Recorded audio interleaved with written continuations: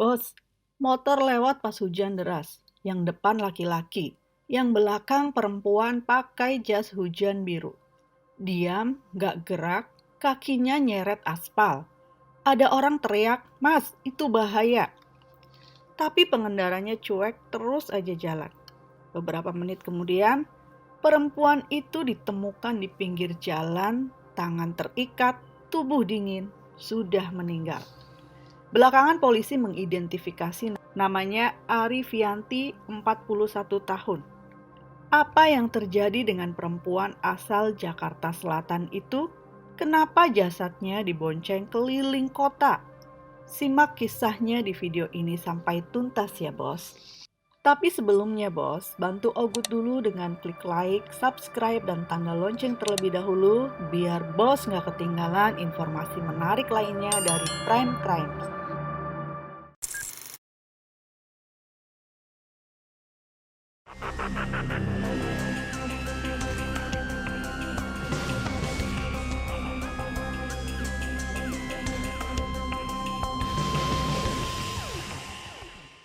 Lo tahu nggak bos, setiap kali ada kasus kayak gini, Ogut selalu mulai dari satu hal sederhana.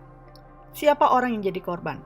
Karena sebelum viral, sebelum kasusnya rame, sebelum orang-orang mulai berteori, dia tuh manusia, dia punya nama, punya kehidupan, dan punya orang yang nunggu dia pulang.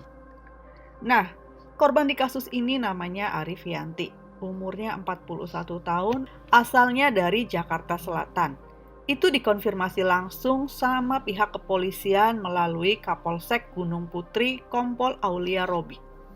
Polisi juga nyebutin kalau Arifianti ini bukan warga Bogor. Dan menurut keterangan yang sama, dia sudah bercerai waktu kasus ini terjadi.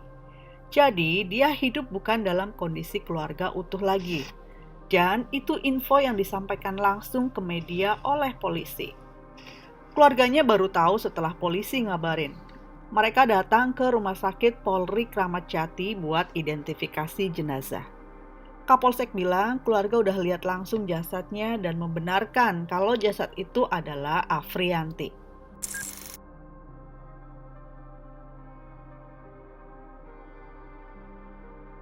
Yang bikin kasus ini makin aneh bos, adalah fakta soal momen terakhir ketika Arifianti masih terlihat bersama seseorang. Dan ini bukan asumsi, ini berdasarkan keterangan saksi yang disampaikan polisi ke media. Jadi, menurut penjelasan Kapolsek Gunung Putri, Kompol Aulia Robi, ada dua saksi bernama Hakim dan Bahul.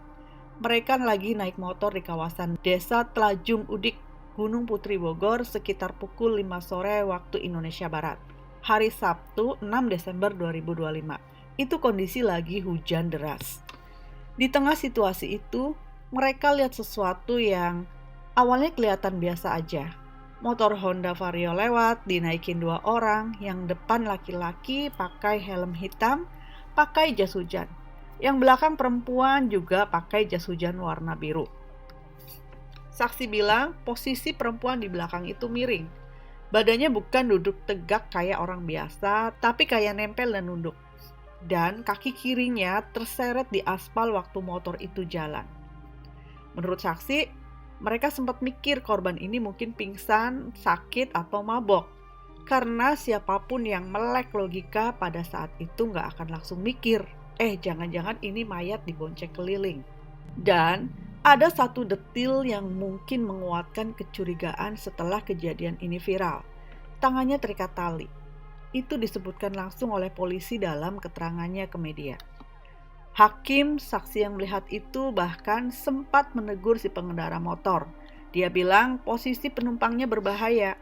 Tapi si pengendara ini cuek, gak jawab, gak nengok, gak berhenti. Dan yang lebih aneh lagi, menurut keterangan polisi, ada pengendara lain yang juga sempat menegur hal yang sama dan tetap si pria di motor gak peduli.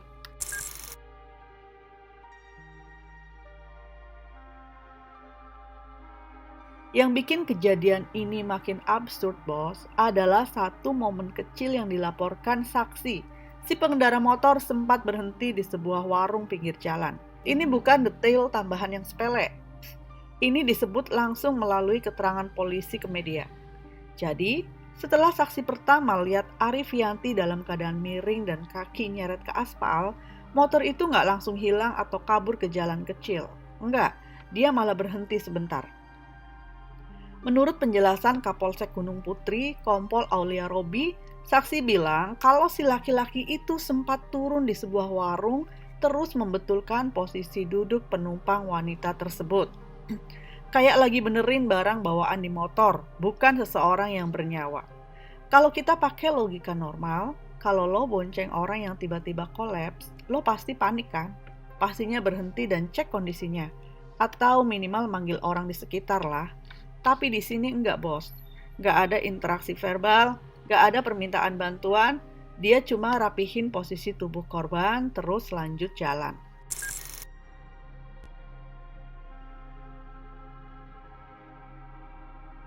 Setelah momen berhenti di warung itu, perjalanan tubuh Arifianti berakhir enggak lama kemudian.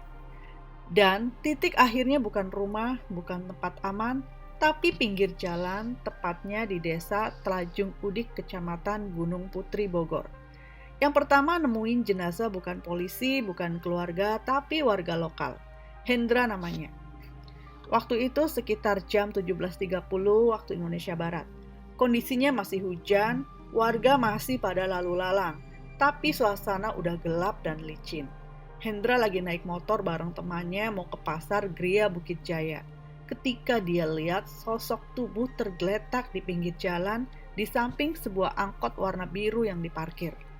Awalnya sama kayak saksi sebelumnya. Dia mungkin berpikir orang itu jatuh, pingsan, atau lagi butuh bantuan. Tapi begitu dia turun dan cek lebih dekat, baru kelihatan bahwa kondisi wanita itu nggak normal. Tengkurap, tubuh dingin, tangan terikat tali, dan nggak ada respon sama sekali. Hendra kemudian langsung lapor ke ketua RT dan RT yang nerusin laporan ke pihak kepolisian. Dan dari situ, satu pertanyaan mulai muncul di kepala banyak orang. Kenapa tubuh ini dibuang di sini? Karena kalau pelaku cuma pengen ngilangin mayat, dia bisa buang ke tempat sepi, kebun, semak, sungai, tapi pilihan lokasinya terlalu kelihatan, di pinggir jalan tempat angkot mangkal.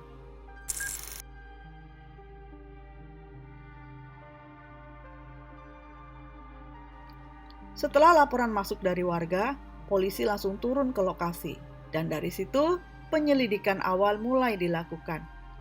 Kapolsek Gunung Putri Kompol Aulia Robi menyampaikan beberapa poin penting.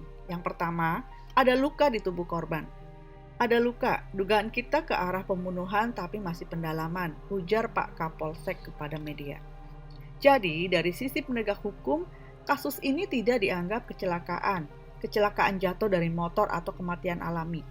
Arah penyelidikan langsung masuk kategori dugaan pembunuhan. Yang kedua, kondisi korban ditemukan dengan tangan terikat tali. Ini salah satu indikator yang bikin polisi menguatkan dugaan kriminalitas. Karena dalam kematian normal, apalagi di jalan umum, nggak ada alasan seseorang ditemukan dalam kondisi terikat. Yang ketiga, korban sudah diidentifikasi. Nama, alamat, status, dan riwayat singkat korban diverifikasi lewat keluarga di Rumah Sakit Polri Kramat Jati. Keluarga juga sudah lihat jenazah langsung. Ini proses penting nih, karena begitu identitas dikunci, fokus penyelidikan biasanya pindah ke terakhir kontak dengan siapa, apakah ada ancaman, apakah ada hubungan personal atau konflik, atau apakah ada transaksi atau komunikasi yang mencurigakan. Yang jelas, kasus ini belum selesai, ini baru permukaan. Masih banyak pertanyaan yang menggantung. Pertama, siapa pria yang boncengin dia? Yang kedua, kapan Arifianti meninggal? Yang ketiga, kenapa tangan korban terikat dan kenapa dibuang di tempat terbuka? Kalau ini pembunuhan, siapa yang membunuh dan apa motifnya? Perjalanan di tengah hujan itu misteri sekaligus menyimpan kunci jawaban. Prime Crimes. Oh ya, jangan lupa ya bos, tulis opini lu di kolom komentar dan share video ini biar kasus ini nggak tenggelam sebelum misterinya terkuak dan kebenarannya muncul.